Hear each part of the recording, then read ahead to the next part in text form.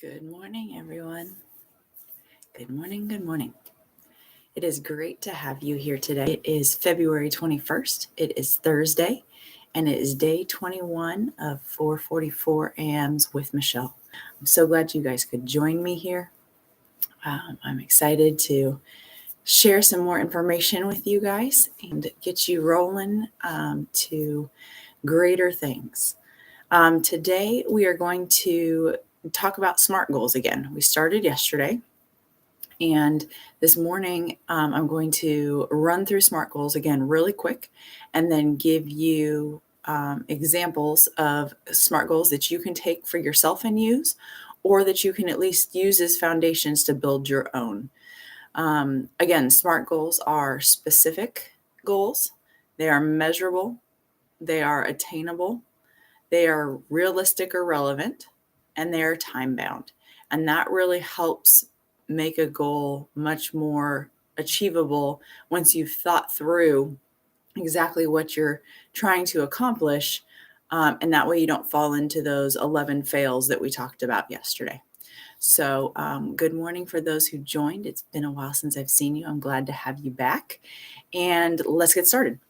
So the first SMART goal that we're going to talk about is based off of sleep. And it's one of the 5 foundational skills that help, which is your God time, sleep, water, nutrition, and movement. So an example of sleep was what is being wanted to being achieved is to get consistent sleep. So the first thing is specific. So what exactly are you wanting to accomplish? In this case, we're going to go to bed within 30 minutes of the same time each night. And that way it will help us get, I'm going to sneeze. Nope, no, I'm not. Okay. Going to bed within 30 minutes of the same time each night. And that way it gets that consistent pattern. Your body gets used to going to sleep at the same time. Helps you fall asleep faster. So how will we measure the progress during and or after? This way is going to be track using an app or writing down the time when you fall asleep. Apps are great for this. There's a lot of apps that will track your sleep, but you can also use an old-fashioned pen and paper or the notes in your phone and write down what time you're falling asleep or getting in bed. Is the goal attainable? Yes, I can choose to go to sleep. This goal may not be attainable for somebody who can't go to sleep at a specific time due to other obligations and things that they've got going on in their life. So that's something to look at from an attainable standpoint. The next one is this realistic and is it relevant? It may not be realistic to try and go to bed at 7:30 every night. Unless maybe you don't have kids or the rest of your family is also morning people, or maybe you're single and that works best for you with your schedule. We got to think about, is it really realistic? Is it relevant? Yes. In this case, going to sleep, I think, is completely relevant. And going to bed around that 30-minute mark around the same time every night is really going to help. So when do you want to accomplish this? This is where you want to give that specific date. So maybe in this case, it's going to be 1 month. For the next 30 days, I'm going to track and try to go to sleep within 30 minutes of the same time each night.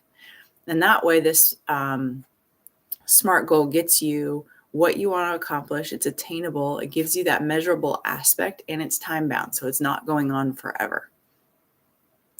The nice part about this is we talked about failing fast is you get into this and you notice after 7 to 10 days that you can't get to bed within 30 minutes, but you notice that 30 minutes is actually just a little bit later.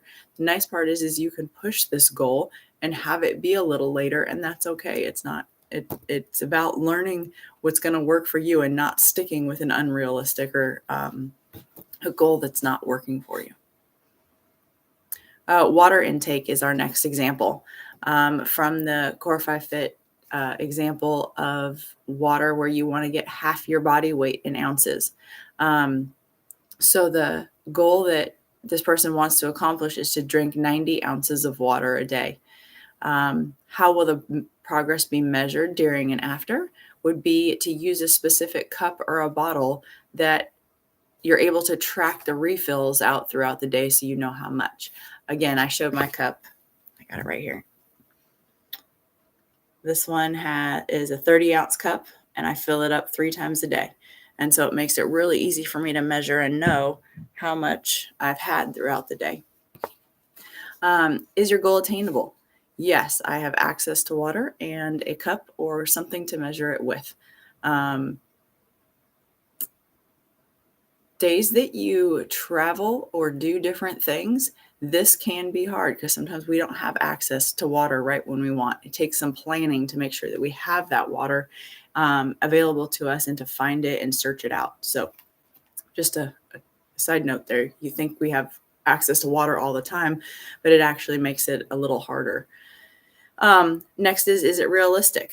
Yes, the ounce goal is accordance to my body. It makes sense. I'm not trying to drink 400 ounces of water a day. It's a realistic goal, and it's relevant because we need water to survive, and we'll actually feel better too, the more water that we drink. When do you want to accomplish this? For this one, we gave it a 2-month. For 2 months, I want to see how I really can do, and I'm going to track this really well. The next one is a physical component that I thought would be fun to do something a little bit different. So this one talks about core strength and the tightness of the core of our body.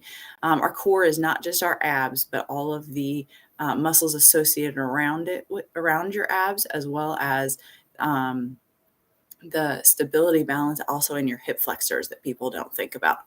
So the example of why they want to accomplish this is they want a stronger core so that their back doesn't hurt anymore. The stronger your core and abs are, the less pressure you put on your back, which is what causes a lot of people back pain. So the goal of how to measure the progress of this before and after would be a straight arm plank hold. So it's an exercise movement that you can start to track how long you can hold it and what that would look like. And so that gives you that measurement of, is my core truly getting stronger? Is the goal attainable? Yes, I could do a forearm plank today, which is just a different aspect of it that's a little bit easier. For example, it's like doing push-ups on your knees versus doing full push-ups. So if you could do a forearm plank, then you can work up into a straight arm plank. Is this goal realistic? Yes, with strength training, it is realistic. It's not something I can do today, but that's why we're working on it. Is it relevant? Yes, because if you're having lower back pain, one of the options to help get it strengthened is to tighten up that core and to make it more feasible for your back not to have to work so hard. And then when do you want to accomplish this? This one is a 3-month goal. So I've got 90 days to really try and do it. So that straight arm plank hold, you pick your time of how long. So let's say in this case, by the end of 90 days, I want to be able to do a 2-minute straight arm plank hold. And that really, you can come up with that 2 minutes or 3 minutes based off of how long you can do the forearm plank and also where you are. The one thing I'll say about this, which is a good example, is maybe you end up meeting that 2-minute mark at 2 months. Maybe you really knock it out and you don't need the full 3 months. I would say you got 2 options. One is you can either say, yes, I accomplished this goal. Or 2, you can say, I'm going to use the last month of this goal to bump it up to 3 minutes. Can I do more things that would allow me to hold this plank for 3 minutes? So you get a little couple different options there. But when you get to the end of your goal, it's normally part of a bigger goal. And so I encourage you to really look at the goal you've accomplished and say, how does it fit into larger things? So another goal I'm going to give you guys is based off of, it was actually used during the holidays. And it was talked about, this person wanted to achieve less stress in their life. They were feeling overwhelmed and stressed with all of the holiday stuff. And so they really wanted that, how do I get less stress? So what they truly wanted to accomplish was they wanted to juggle fewer obligations during the holidays. So what was stressing them out, they thought, was that they were just juggling so much and trying to do so much for so many people that they weren't getting the rest and relaxation that they needed. So how they will measure progress during and after was they chose to set a number of obligations that they would have throughout the course of the time frame. And that allowed them to say, okay, I know what I need to do. Here's the obligations I can take on. If I add something else, I'm going to have to take something away. So they had to write it all down, write down some estimated times on how long those things took, so they knew what that they could handle. Is the goal attainable? Yes, they have the option to pre-plan and organize. So they had that time. They invested ahead of time to say, okay, if I plan out everything I've got, then I don't have to worry about cramming things in at the last minute. I can choose to either say no, which is hard for a lot of people, or they can choose to remove something else that may not be as important when they start looking at all the stuff they're trying to juggle. Is the goal realistic? Yes, because we can't do everything. So we've got to start managing what we do. Is it relevant? Yes, because I don't want to be stressed out. Makes my heart rate go. It helps my immune system not be as strong. We really want less stress in our lives. So when do you want to plan to accomplish this? This one actually has two parts and could be broken into two SMART goals.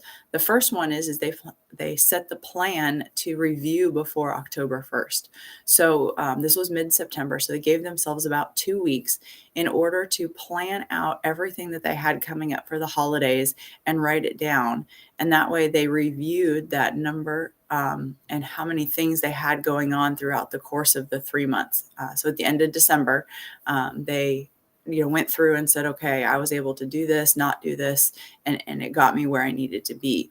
That idea of writing it down and being realistic with it really helped manage expectations. And that was kind of what this goal ended up being. Even though they wanted fewer obligations, it was really about managing the expectations on them for themselves and for the other things that people put on them. So that was a good one I liked. Another one talks about self-care and how do we take care of ourselves. I love my dad. When I was going through a bunch of hard stuff, he used to always, whenever I would talk to him, he would say, hey, what have you done for yourself lately?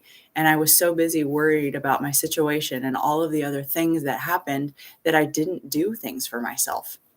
So when the thing that I wanted to accomplish when I did this was to get a spa pedicure once a month with my favorite drink and a book. And that was something that I needed to do for myself. One, it made me feel better. Two, it gave me a relaxing component. And three, it just helped take my mind off all of the other stuff that was going on. So how will you measure progress during and before?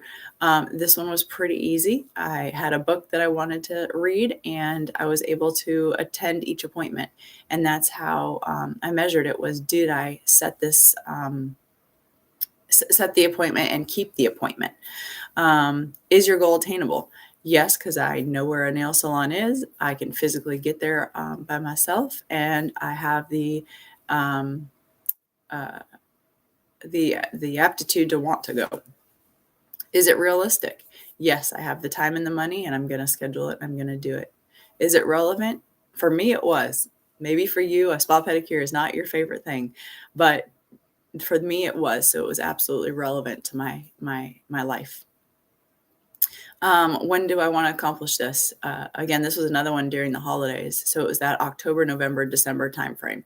So I was going to set 3 nails appointments, and I was going to bring my book and my favorite drink and attend all 3 of them.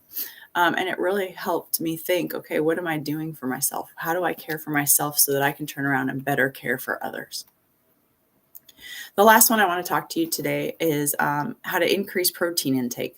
A lot of us don't get enough protein in our daily lives. And so this goal is to start truly getting that protein in. And we talked about that in the nutrition day, how protein helps repair your muscles, how it helps your immune system so you don't get as sick. It helps just keep you feeling full longer in order to really satisfy the things that your body needs. So they wanted to achieve, increase their protein intake. Exactly what they want to accomplish was they want to increase their protein to 1 gram of protein per their goal body weight. Again, that's kind of the, depending on your goal body weight and where you are today, it's not a fit everyone cover all, but it is a good foundation. If you can get 1 gram of protein per your goal body weight, it's going to help a lot. As a side note, that does go with your calories. You can't just eat protein all day and expect to lose weight. So let me know if you want more information on that. Okay, so how will they measure and track progress? They will daily track protein intake using an app. So this person really had an app that they liked that tracked all their food, and it gave them grams of protein based off of that. Is the goal attainable? Yes, 1 gram of protein is attainable. I would say if you're not getting enough protein in your day, jumping from where you are up to 1 gram could be a lot. So this might have to be a stair step goal for some people, where you go from maybe eating next to no protein in your diet to just going to 0.5 gram per goal body weight, or 0.75 grams per goal body weight, and then 1. If you go from next to nothing up to 1, you're going to have a hard time using the restroom, and your body is not going to like it, and it's going to hurt your stomach. And that's going to deter your goal really fast because it's not going to be something that's attainable anymore. So for this person, yes, 1 goal was attainable. They were almost there anyway. Is it realistic? Yes. With planning and a specific shopping list and being able to get the things that they need to do that, it wouldn't be a problem.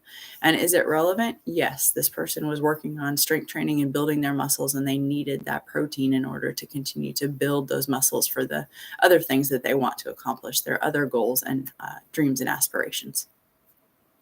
So the when they want to accomplish this, instead of having 2 SMART goals, they kind of built it into 1. 3.